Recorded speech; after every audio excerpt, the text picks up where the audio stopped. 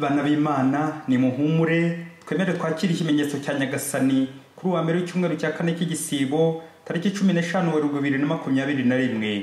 Isomo rya mbere mu gitabo cy'umuhanuzi Izayi umutwe wa 65 umurongo wa 17 kugeza ku 25. Uhoraho aravuze ati: dore ngiye kurema ijuru rishya n'isi nshya, bityo bya kera byoye kuzibuka ukundi kugeza ubwo bitagitekerezwa. Ahubwo ibyo ngiye kurema n'ibyishimo n'umunezero bizahoraho, kuko umunezero nzarema ari Yerusalemu, ibyishimo bikaba abaturage bayo.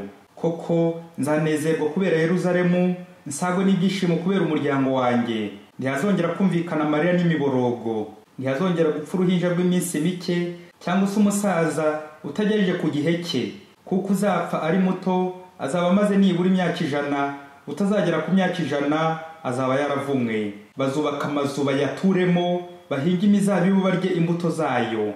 Iryo ni ijambo ry'Imana. Zaburi ni ya 30.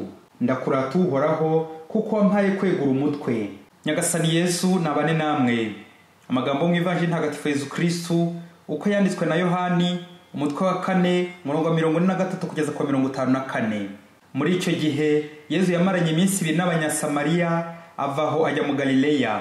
Yari yigeze kwemera ubwe ko ari nta muhanuzi ubaho mu gihugu avukamo. Nuko agera mu Galileya, Abanyagalileya bamwakira neza kuko bari babonye ibyo yari yarakoreye i Yerusalemu byose ku munsi mukuru. Nabo bari bagiye mu munsi mukuru. Yesu agaruka rero i Kana ka Galileya, aho yari yarahinduye amazi divayi. I Kafarinamu hari umutware w'ibwami wari urwaje umwana. Yumvise ko Yesu yavuye mu Yudeya akaza mu Galileya, aramusanganira, aramwinginga ngo azamukirize umwana kuko yari agiye gupfa.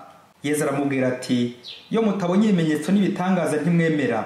Umutware aramubwira ati: Nyagasani, banguka umwana wanjye atarahwera. Yesu aramusubiza ati: genda, umwana wawe ni mutaraga. Uwo mutware yemera ijambo Yesu amubwiye, aragenda. Abaragitirimuka, abagaragu be baramusanganira bamubwira ko umwana we ari muzima. Ababaza igihe yoroherewe, baramusubiza bati: nejo ku isaha ya 7 nibwo umuriro wamuvuyemo. Se w'umwana amenya ko kuri iyo saha aribwo Yesu yamubwiraga ko umwana we ari mutaraga. Nuko aremera hamwe n'urugo rwe rwose. Icyo kiri ikimenyetso cya kabiri Yesu yagikoze avuye mu Yudeya agarutse mu Galileya. Iyo ni Ivanjili ntagatifu. Bavandimwe, Kristo naganzi wacu. Amasomo aradufasha kuzirikana ku ngingo igira iti: niboneye ikimenyetso cya Nyagasani ndemera. Buri gihe Nyagasani ntiyiburira abavandimwe, ashaka agashya atereka mu nzira tunyuramo kugira ngo turusheho kwemera dukire. Ni nabyo yavuze mu isomo rya mbere ati: dore ngiye kurema ijuru rishya n'isi nshya, ibyo ngiye kurema n'ibyishimo n'umunezero bizahoraho. Amen.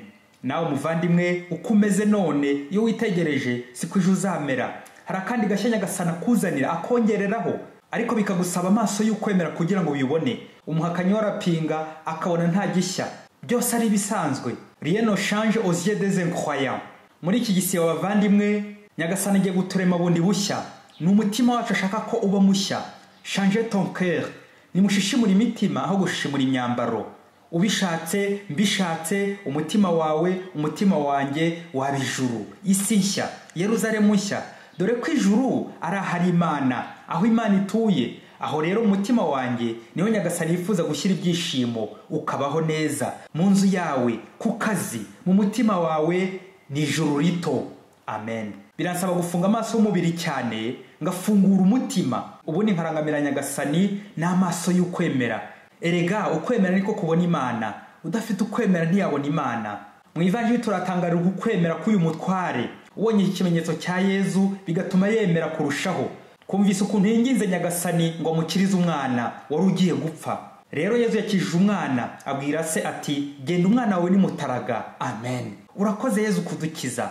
Abonye ko umwana yakize, nuko aremera n'urwo rwe rwose. Amen.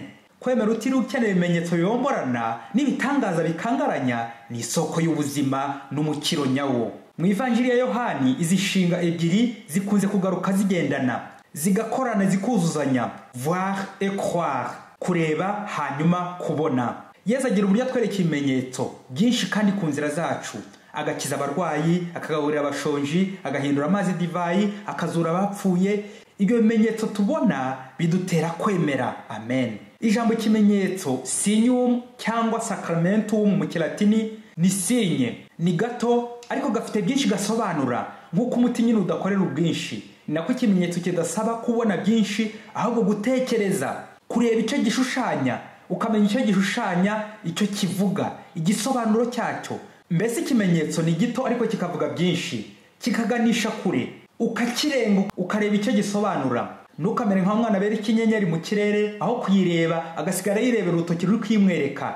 Bavandimwe, duhamagare kurangamira Yezu nyirizina, soko ya byose. Niwe nyirizina kimenyetso cy'umukiro tugomba kurangamira. Urugero, amasakamento n'ibimenyetso bitagatifu Kristo akoresha kugira ngo dutagatifuze muri kiliziya ye: sacramentum, signum, ukaristiya n'intope.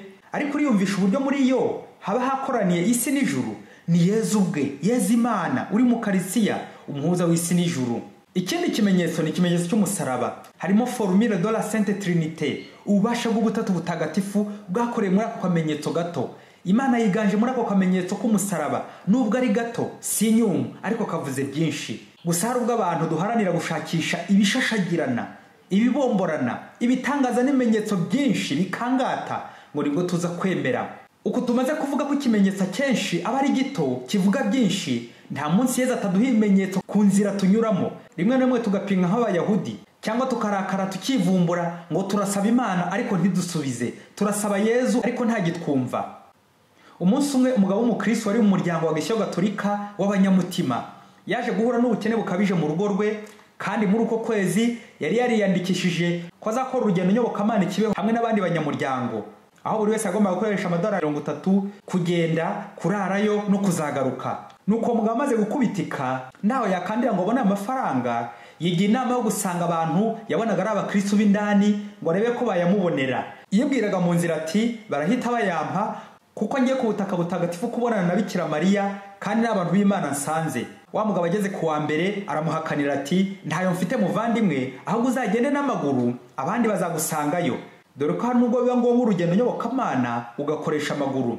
Wa mugabo agenda yinyiza imoso. Undi akandiyeho bwa kabiri aramusubiza ati ahubwo reka nguha akazi ubukora, numara kuyakuramo abari buzapanga kujya mu rugendo nyobokamana. Wa mugabo ararakara cyane agenda yivovota ati narinzi ko ari abantu b'Imana nsanze, kandi ko ibyo ngiyemo ari iby'Imana, ko bagombaga kuyampera ubusa ntiriwe mvunika ngo ndajya kubakorera. Nuko mu kugenda yivovota arimo agenda atuka abo batamuha amafaranga aragiye kubasaba, abwira Imana ati Mana, niba ushaka ko nkomeza kuba umunyamutima kandi ngakomeza kuba umukristo, mpantoye mu nzira amafaranga nkeneye, nanjye nzakora urugendo rw'Ikibeho hamwe n'abandi. Wa mugabo agenda inzira yose, hafi kugenda bumbura amashashi n'ibyatsi biri ku nzira ngo arebe ko Imana ntaho yapfunze amafaranga. Wapara yabura, agera iwe nta n'igihumbi abonye mu nzira. Ye baba we, habura icyumweru ngo bajye Kibeho, dore ko yari amaze no kwishingukamo, yaranabyibagiye ko nta mafaranga aba agitora mu nzira. Yumva ku murenge mutumyeho ko umubosi bari barakoreye bibwiraga ko yabacikanye amafaranga yaje kubahemba avuye mu mahanga. Uwo mugabo rero bamuhaye 90 by'amezi 3 yari yarakoreye. Nuko n'ibyishimo byinshi wa mugabo abwira Imana ati Mana, nagusabye ko nintora amafaranga mu nzira nzajya Kibeho, none ayayo ni igihembo cyanjye narakoreye iminsi 90, ndacyategereje ayawumpa, aya nanjye bwite. Mana nturarikire. Ye baba we, babyeyi, uzi ko abandi banyamutima baje kujya Kibeho barinda bavayo babonye imigisha y'Imana nahure kundi, na n'ubu aracyagenda mu nzira arangaguzwa ngo arebe n'Imana itarayaterera mu nzira ngo ayatore. Ye baba we, Mana ntegereje amafaranga uzanyihera, ayo nayanjye. Muvyeyi, nicyo ufite gitari cy'Imana? Ese mugabo, nicyo wabona utagihawe n'Imana? Nicyo watunga atari Imana yabishatse? Nicyo wageraho atari ijuru bakuvuganiye bakikugejejeho? Bakristo bavandimwe bana babikira Mariya, ubukene butera ubuhakanyi. Ndavuga cyane cyane ubukene bwo mu mutwe, gukena umutima, nta Mana iranga iwawe. Ye baba we, ni kangahe Imana idushyirira ku nzira ibimenyetso bidukebura, biduhwitura, ariko ntitubibone. Voir et croire, utabona ntiyemera. Muvyeyi, nugirwa ubuntu, umuntu wari ukuri mu ideni akakwishyura, nubwo ryaba ryari rimaze imyaka, uzamenye ko ari Imana yamukoreyemo. Icyo ni igitangaza cy'Imana. Hari manu kado Imana iduha twe tukagira ngo n'imbaraga zacu, ngo n'ubwenge bwacu, ngo n'ubuhangange bwacu byatumye biba, nyamara no kubera Imana. Ese ngewe ku munsi mbona ibimenyetso bingahe bya Nyagasani? Muvandimwe, niba ushaka kubaho neza no kugira ibyishimo buri munsi, kuko Nyagasani yabikwemereye mu isomo rya mbere, uyitoze kuzana Imana muri gahunda zawe zose za buri munsi, mu ducogocogo tw'ubuzima bwa buri munsi, simple detail, uhamagara Imana, nugenda urwo rugendo rubone mu Imana, ubibwira Imana. Nukora iyo mirimo ntuzayirangize utarabonamo ukuboko kw'Imana. Nibyo utunze byose ujye ubonamo ukuboko kw'Imana, niyo yabishatse. Nujya kurya utumire Yezu musangire, maze urebe ukuntu uza guhaga ukanyurwa. Nujya kwiga, kwigisha, kuvura, gucuruza, gutwara ibinyabiziga, kubyuka, kuryama, usenge, utumire Nyagasani abari gukoresha. Nujya kuvuga ntugire icyo uvuga ku bwawe, tumira Yezu abijyemo.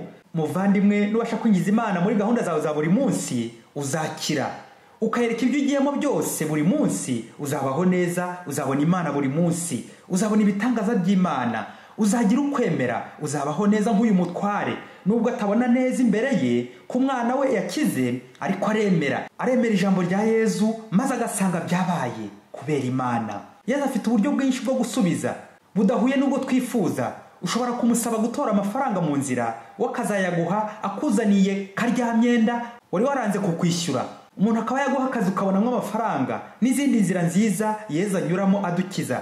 Izo nzira nziza twe tutabasha kubona kubera kunangira, kubera ukwemera guke. Yezu we agusubiza yamaze kureba imbere aho ugana. Rero we nubwo utaharuzi, humura Yezu waraharuza aho ujya. Nubwo utamubona, humura Yezu warakuruzi. Nyongerera ukwemera Nyagasani. Amen. Padiri Masumbuko Ladislas wa Diyoseze ya Cyangugu.